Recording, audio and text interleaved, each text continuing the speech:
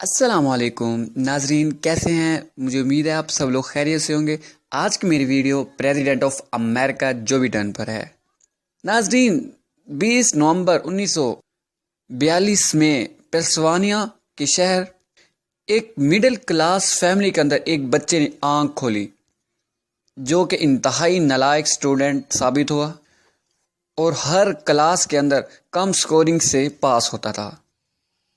پڑھائی میں اچھا نہ ہونے کی وجہ سے ماں باپ کی ڈانٹ ڈپٹ کا ہمیشہ شکار رہتا تھا، مگر قسمت اچھی ہو تو پڑھائی ہو نہ ہو، آپ کی لک اچھی ہونی چاہیے۔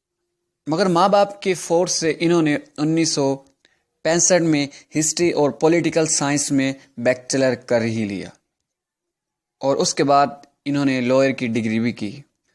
یہ ایک بہت اچھے پبلک سپیکر بھی تھے۔ نالائق سٹوڈنٹ تو ضرور تھے، مگر سپورٹس میں اپنی کلاس میں سب سے آگے ہوا کرتے تھے، اور ان کے ساتھ ایک اور پرابلم بھی تھی۔ بچپن میں ان کو اسٹرڈرنگ پرابلم تھی۔ اس پرابلم میں انسان اڑ اڑ کے بولتا ہے، مگر انہیں بچپن سے ہی سیاستدان بننے کا شوق تھا۔ سیاستدان بننے کا شوق ہو اور اڑ اڑ کر بولتا ہو انسان تو یہ چیز میچ نہیں کرتی۔ انہوں نے شیشے کے سامنے کھڑے ہو کر اور پریکٹس کر کے اپنی اس پرابلم پر اوور کم کر لیا۔ انہوں نے اپنی زندگی میں سیاست کا آغاز 1970 میں کاؤنٹی کونسل کے الیکشن کو جیت کر کیا، اور اس کے بعد 1972 میں ڈیلاوری کے شہر سے الیکشن جیتا، اور اس کے ساتھ ہی ان کا سیاست کا ایک شاندار آغاز ہوا۔ انہیں فنڈنگ کی ہمیشہ پرابلم رہی۔ 20 دسمبر 1972 میں ان کی زندگی کا سب سے بڑا ثانیہ ان کے ساتھ رونما ہوا کہ ان کی بیوی کرسمس کی شاپنگ کے لیے اپنے بچوں کے ساتھ بازار جا رہی تھی کہ راستے میں کار ایکسیڈنٹ ہوا، اور اس کار ایکسیڈنٹ کے اندر بیوی اور بیٹی ماری گئی اور بیٹے بچ گئے۔ اس کار ایکسیڈنٹ کے بعد یہ ڈپریشن میں چلے گئے اور انہوں نے سیاست سے کنارہ کشی کر لی، مگر ان کے چند دوستوں کے مشورے کے بعد یہ واپس سیاست میں آ گئے۔ 1977 میں انہوں نے جل نامی خاتون کے ساتھ دوبارہ شادی کر لی۔ 1970 میں یہ ڈیموکریٹ پارٹی سے مشہور سیاستدان بنے تھے۔ جو بائیڈن ایک غضب کے لیڈر ہیں۔ انہوں نے 1973 سے لے کر 2009 تک سینٹ رہے امریکہ میں۔ 30 سال تک انہوں نے مسلسل سینٹ شپ کی ہے۔ یہ انوائرمنٹ کلائمیٹ چینج پر انتہائی سیریس ہیں، اور انہوں نے انوائرمنٹ ایشو پر بہت زیادہ ورک کیا ہے۔ انہوں نے کچھ لا بھی پاس کیا ہیں جن کو جو بائیڈن لا بھی کہا جاتا ہے۔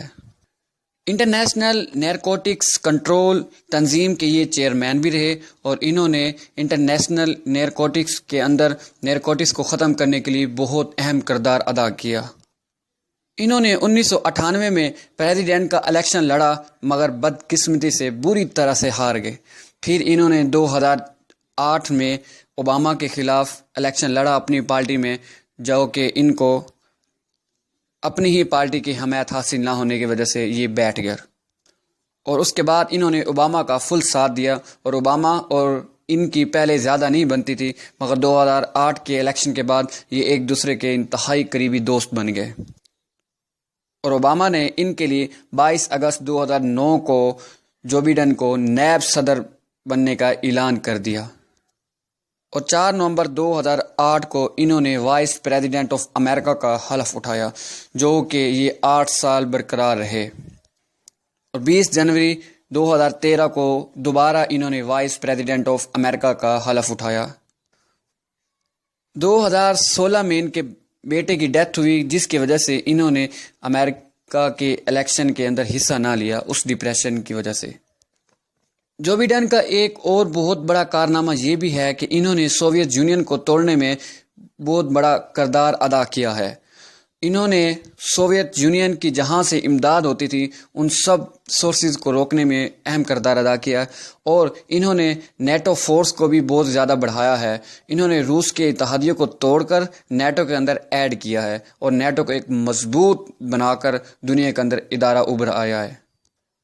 امریکہ کی تاریخ کا سب سے ضعیف صدر ہونے کا اعزاز بھی اب ان کے پاس ہے۔ 78 ایئر ان کی عمر ہے۔ جو بائیڈن ایک غضبناک لیڈر ہے اور انتہائی خوش اخلاق لیڈر ہے۔